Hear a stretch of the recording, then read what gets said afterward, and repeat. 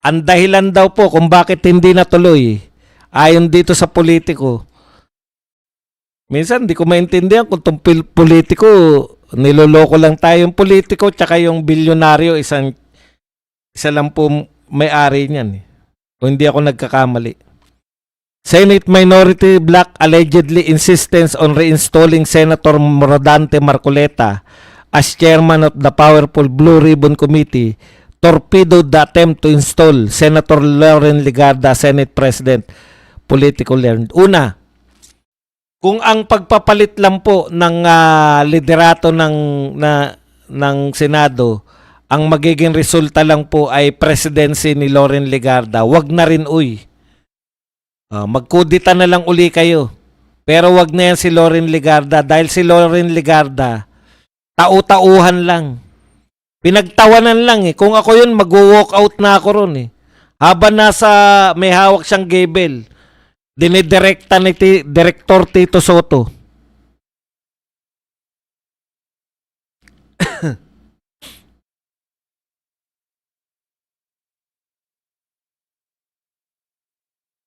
Pinagtatawanan siya ng lahat ng senador na nasa baba. O yan, gusto mo maging presidente? Sige. Tinawag na Madam President. Baka Madam. Nakakahiya. Pinagtatawanan. Tapos ngayon ang announcement, binabawi nila, para daw, kasi ang dami nag-react eh. Ginawa nilang gagagaga si Loren Legarda sa taas eh. Para hindi naman magmukhang ginagawa nilang laruan si Loren Legarda. Eh nag-announce sila ngayon na bago matapos tong 20th Congress, na pagkasunduan daw ng majority, na iupo si Loren Legarda. Pero 2 buwan lang.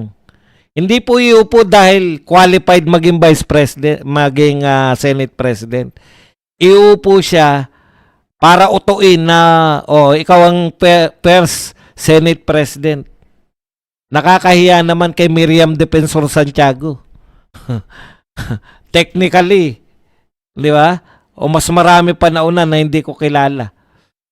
Technically, magiging Senate President dahil lang sinabi ni Tito Soto, bigyan ng 2 buwan. Ginagawa niyong tuta. Okay. Ano na nangyari kay Congressman Libiste? Mamaya po ako sasagot ng mga inyong katanungan. Mamaya, pagbuhay pa kayo dyan mamaya. Okay.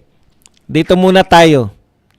Ayon po sa kanila, nag-atrasan daw po nung in-insist ng minority. Ibig sabihin, umokay, may mga babaliktad sa majority basta si Loren Legarda, hindi yung mga taga-minority ang magiging presidente. O di okay naman. Umokay. Sabi ng minority, gusto lang naman namin ibalik si Rodante Marcoleta. Ayaw namin. Ayaw namin. Thank you very much kay Nina Sarko. Salamat sa SOCMED. Nagising akong budo lang Aquino.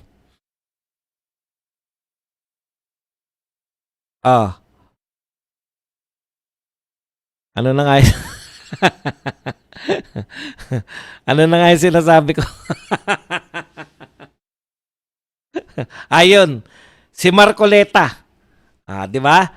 Siyempre gusto na, para saan pa magpapalit ng Senate President?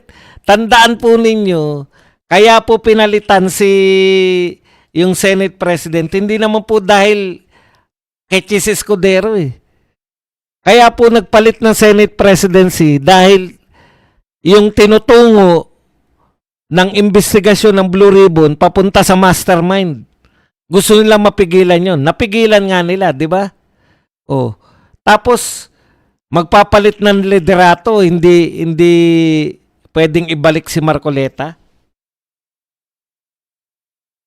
Alam niyo po, napakaganda ng tinatahak ni Marcoleta. Sino po ang ayaw sa ginagawa ni Marcoleta? Yung mga magnanakaw. Baka isunod na ng Marcoleta yung mga tinago nila. Kunwari, hindi pa sila ngayon. O kaya involved din dyan. Di ba? Expose sila lahat ni Marcoleta eh. Yan yung sinasabi natin. Wala po akong nakikitang dahilan na, ay, ayaw na namin. Si Marcoleta pala gusto nyo ibalik sa Blue Ribbon. E di, tama lang na wag na lang. Kasi takot yung mga yan kay Marcoleta dahil mga magnanakaw lang ang takot kay Marcoleta. Tanong, magnanakaw ba kayo? Ako ba, takot kay Marcoleta? Hindi naman ako magnanakaw eh. Kayo ba? Takot ba kayo kay Marcoleta? Malamang hindi rin kasi hindi rin kayo magnanakaw. Sino yung mga takot kay Marcoleta? Yung mga magnanakaw.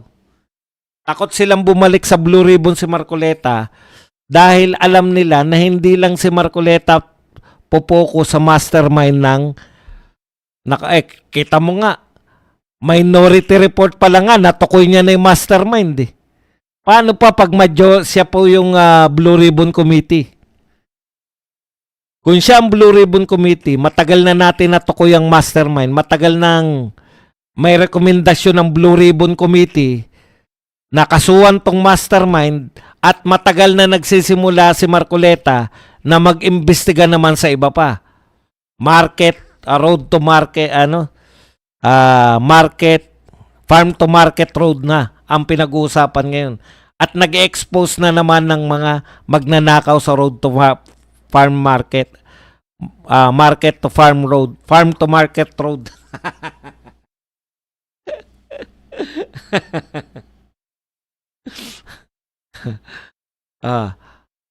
Susunod naman niya, yung iba pang nakawan. Ayuda. Wala pa tayo sa ayuda eh. Na-realize nila, delikado tayo pag nakabalik si Marcoleta sa Blue Ribbon. Kung magnanakaw tayo, may expose ni Marcoleta yan. O, yun lang po yun. Ako, tama yan. Kaya hindi natuloy, malamang totoo yan sinasabi nyo, ayaw nilang mabalik. Kasi ayon dito sa balita ng mga eskopero ng politiko, yung grupo raw ni Cayetano, may mga nakumbinsi na nila na tumalo na sa bakod mula sa Soto scam. Kaya lang, nung na-realize po nila na, kasi okay naman dahil kaalyado naman nila si Legarda eh. Kaya lang nung na-realize nila na ibabalik si Marcoleta, teka muna, magnanakaw din kami.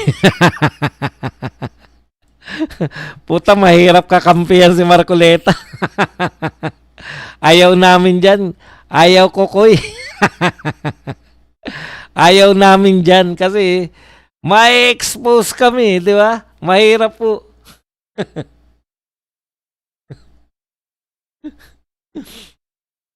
Farm to market, Ferdinand Romualdez.